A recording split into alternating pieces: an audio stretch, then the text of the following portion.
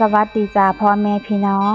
มื้อนี้ก็มีธรรมะมาฝากคือเก่าเนาะโอวาทธรรมจากท่านเจ้าคุณพระภาวนาไวชิราจารย์นะพี่น้อ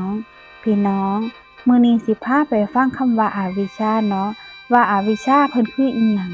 อวิชชาก็คือตัวที่พาสัตว์ผู้บ่ฮู้แล่นไปในสังสารวัฏก็เฮ็ดกุศลแน่เฮ็ดอกุศลแน่เป็นหัวหน้าเป็นผู้นำพาสัตว์ทั้งหลายให้ท่องเที่ยวไปในภพภูมิต่างๆด้วยอำนาจของปฏิจจสมุปบาทเพิ่นก็คือธรรมที่อาศัยกันและกันเป็นปัจจัยเกิดขึ้นนั่นละ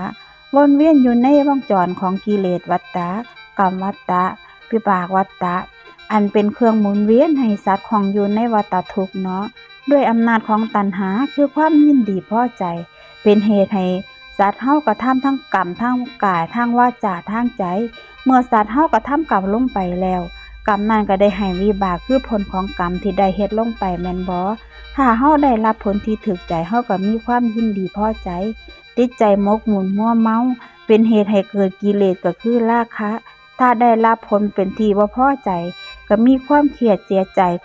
โกรธแค้นขุ่นเคืองเป็นเหตุให้เกิดกิเลสโทสะขึ้นมาเนาะทั้งนี้โดยอวิชชาคือความบ่ฮู้เท่าทันในธรรม8ประการคือโมหะเมื่อกิเลสมันเกิดขึ้นก็เป็นเหตุให้สัตว์นั้นเฮ็ดกรรมอีก